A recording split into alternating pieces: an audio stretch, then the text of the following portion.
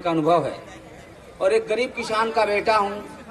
रहता दिल्ली में हूँ, उत्तर प्रदेश में काम करता हूँ। लेकिन जब दर्द की बात आई, जब ये सोचा कि मैं गरीब किसान का बेटा हूँ और दर्द के इस अवसर पर इस आंदोलन में मैं शामिल नहीं हुआ तो इतिहास में मैं गाली दिया जाऊंगा। इतिहास मुझे कोसेगा, ये कहेगा कि ठीक है बेटा, तुम 1947 में पैदा नहीं हुए थे तो क्या 2020 में भी पैदा नहीं हुए थे? 2020 में जब इस देश के लोगों के लिए लड़ रहा था, देश जब गरीब के लिए लड़ रहा था, देश जब रोटी के लिए लड़ रहा था, देश उस दिन देश अपनी असली आजादी की लड़ाई लड़ रहा था जिस दिन सिंधु बॉर्डर पर गरीब किसान, हमारी महिलाएं, हमारी बहनें, हमारी बेटियां, हमारे बुजुर्ग, हमारे भाई बैठे थे। उस दिन हिंदुस्तान लड़ रहा था इस बॉर्डर से। ये लड़ाई यहाँ की लड़ाई नहीं है, ये लड़ाई पूरे दुनिया की लड़ाई है। क्योंकि रोटी की लड़ाई अगर छोटी लड़ाई होती तो दुनिया खत्म हो जाती। सबसे बड़ी लड़ाई इंसान के जिंदगी में अगर कोई है तो रोटी की लड़ाई है। और लड़ाई शुरू किन लोगों ने की है? ये लड़ाई उन लोगों ने शुरू की है जिनके धर्म में ये बात कही गई है कि सेवा ही सबसे बड़ा धर्म है। और सेवा की परम बात जहां से निकल कर आती है वो खेती होती है, किसानी होती है, मिट्टी होती है। गुरु ग्रंथ साहब में किसी धर्म का कोई अपमान नहीं, सबका सम्मान है, सबकी सेवा है। वहां रामायण से भी बातें, वहां कबीर से भी बातें हैं, वहां गुरु ग्रंथ साहब में, वहां तुलसीदास के भी वक्तव्य हैं और वहां गुरु नानक के भी हैं। सबके हैं, सारे ऋषियों के हैं, मुनियों के हैं, संतों के। बात कही गई है प्रेम की, मोहब्बत की, इंसानियत की, रोटी की और सेवा की। सेवा भाव के साथ ये आंदोलन शुरू होता है। सिख कोई आंदोलन नहीं, सेवा की एक क्रांति है। ये आंदोलन खालसा कोई आंदोलन नहीं है, दुनिया को बेहतर बनाने का एक इंकलाब है। इस इंकलाब में हर लोग शामिल होने चाहिए। सवाल यह है कि मोहब्बत का जब भी कोई इंकलाब हो, जब भी कोई क्रांति हो, जब भी कोई मुहिम हो, चलनी चाहिए। लेकिन इस मुहिम को लोग कहते हैं आतंकवादी मुहिम है। खेती की मुहिम को अगर आतंकवादी मुहिम कह दिया जाएगा, रोटी की मुहिम को आतंकवादी मुहिम कह दिया जाएगा, क्या अंबानी की मुहिम को देशभक्ति की मुहिम कहा जाएगा? क्या अडानी की मुहिम को देशभक्ति की मुहिम कहा जाएगा, जो हमारे पैसे को दबा के बैठे हैं, लूट के बैठे हैं? आज किसान मांग रहा है कि हमें अपने ढंग से जीने दो, खेती करने दो।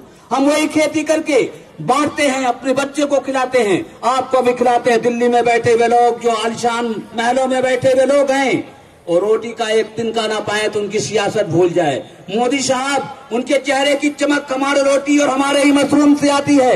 आपको याद नहीं, किसान अपने आंसू बहाता, पसीने बहाता है, तब जाकर राशन नाहल पे रोटियां पहुंचती हैं। लेकिन आप भूल गए हो। भूल इसलिए गए हो कि चंद उद्योगपतियों ने आपको पैसे देकर चुनाव जिताया, आपको अंधा कर दिया है। शायद आपको अहंकार हो गया है। अहंकार हिटलर भी था, हिटलर को भी अहंकार था, लेकिन परिणाम बहुत बुरा हुआ। उसको इतना बड़ा अहंकार था कि मेरे सामने दुनिया नतमस्तक हो जाएगी, सारी दुनिया पे मेरी ही सल्तनत होगी। लेकिन आखिरी परिणाम ये हुआ कि हिटलर को आत्महत्या करनी पड़ी। मुझे अपने प्रधानमंत्री के बारे में ऐसे कहने में शोभा नहीं देता कि प्रधानमंत्री जी कैसा करें। मैं तो उनके बहुत बड़े जीवन की कामना करता हूं, उनके उज्जवल भविष्य की कामना करता हूं। लेकिन किसान के आंखों से आंसू बहेंगे तो हिटलर का अंजाम होगा। मोदी जी ध्यान से कान खोलकर सुन लो। अगर ये पंजाब का किसान उठा है, उत्तर प्रदेश का किसान उठा है, राजस्थान का किसान उठा है, हरियाणा का किसान उठा है, उड़ीसा का किसान उठा है, हिंदुस्तान का किसान उठा है, तो दिल्ली की ये जो संसद है, ये संसद आज सुन ले, हिंदुस्तान इन्हीं किसानों का है, इन्हीं नौजवानों का है। सीमा पे हमारे नौजवान हैं, जब वो बलिदान दे के आते हैं तो आप कह देते हो हम तिरंगे में लपेट कर भेज रहे हैं। और आज जब उनका बाप आपके बॉर्डर पर बैठा है, 140 लोग शहीद हुए हैं, आपको उनके लिए ग्रेटिट्यूड तक नहीं, उनके लिए आभार तक नहीं, उनके दुख तक व्यक्त करने के लिए समय नहीं है। आप तो अंबानी के बेटे को गोद में खिलाने के लिए चले जाते हो, लेकिन सिंध बॉर्डर पे आके किसी बुजुर्ग की हालात पूछने के लिए नहीं आते। आपको प्रधानमंत्री मानने से अगर हम इनकार न करते तो क्या करें?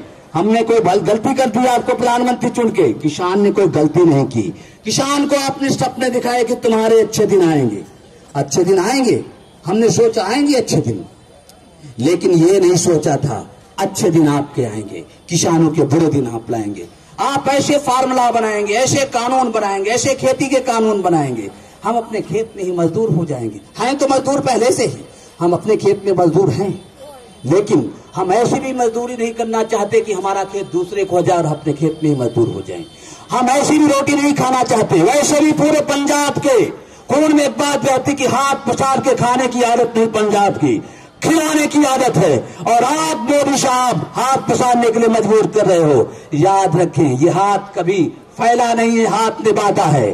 और सियासत जितनी भी करनी हो कर लो, लेकिन रोटी और इज्जत के साथ सियासत करोगे तो सल्तनत मिट जाएगी। बहुतों की मिटी है। अकबर भी नहीं रहे, सम्राट अशोक भी नहीं रहे, हिटलर भी नहीं रहा, मुसोलिनी भी नहीं रहा, स्टालिन भी नहीं रहा। आप तो फिलहाल एक लोकतांत्रिक देश के प्रधानमंत्री हो, 5 साल के लिए चुने जाते हो। आपने सपने, फेक मीडिया, इन सारे लोगों को डरा रखा है, धमका रखा है। लेकिन ये खेल बहुत दिन तक चलेगा नहीं। कितने दिन तक खेल चलेगा?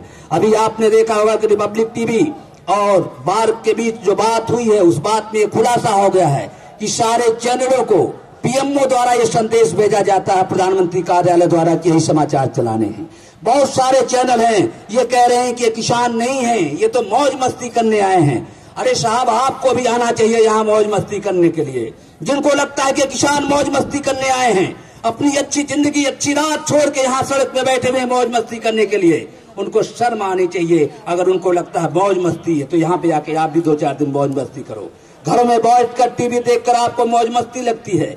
यहाँ हम अपने पूरे परिवार के साथ, अपने जिंदगी के साथ रोटी के एक टुकड़े टुकड़े के लिए संघर्ष कर रहे हैं। आज मैं इस मंच से एक निवेदन करूंगा। सोचना है, समझना है। हमारी बहनें आई हैं, अपनी पढ़ाई लिखाई छोड़कर आई है। किस लिए देश क्रांति कर रहा है? इंकलाब कर क्यों रहा है? और अगर आज इंकलाब नहीं किया तो फिर कभी इंकलाब होगा भी नहीं। इंकलाब अगर रोटी के लिए नहीं होगा तो किस चीज के लिए होगा? इंकलाब अगर जस्टिस के लिए नहीं होगा तो किस चीज के लिए होगा? इंकलाब अगर देश के लिए नहीं होगा तो किस चीज के लिए होगा? मैं कहना चाहता हूं पूरे भारत से, आज मैं पहरेदार भारती के उत्तर प्रदेश के समस्त संगठन के साथ इस किसान आंदोलन का समर्थन कर रहा हूं। और किसान आंदोलन में इस किसान संघर्ष समिति के पास अगर कोई पर्चा है तो उस पर्चे को मैं उत्तर प्रदेश के 1,06,000 गांव में घर घर बंटवाऊंगा और मोदी साहब को बेनकाब करूंगा। और किसान बिल की हकीकत एक इंसान, एक भारतीय के पास पहुंचाने का काम करूंगा। कम से कम उत्तर प्रदेश में 24 करोड़ की आबादी तक ये बात पहुंचेगी, मेरा ये आपसे वादा रहा। और आप अगर मुझे याद करोगे संघर्ष समिति के लोग, तो सबसे पहले आगे मैं चलूंगा। मैं बुजुर्गों की सेवा कर सकूं, इस आंदोलन में भागीदारी कर सकूं और आपके साथ मैं भी अपनी शहादत दे सकूं, ये मेरे लिए बड़े सौभाग्य की बात होगी। 1947 में तो नहीं रहा, आज 2020 में इस मंच पे आकर मुझे गर्व महसूस हो रहा है। आप लोगों के सामने मैं नतमस्तक हूं, सलाम करता हूं, आपका इस्तकबाल करता हूं और भारत के लिए लड़ने का मौका मिला, इसलिए आपका आभार व्यक्त करता हूं। बहुत बहुत आभार, धन्यवाद।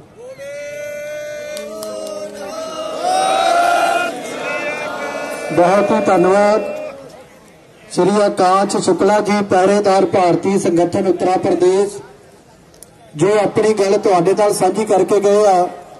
हुण मेरी बेनती है, नौजवान मनजीत सिंह ढिल्लों हरियाणा तो केवल 2 मिनटां वास्ते तुहाडे नाल विचारां दी साझ पाउणगे। उन्हां तो अगे भाई अजीत सिंह जी चंबा, जो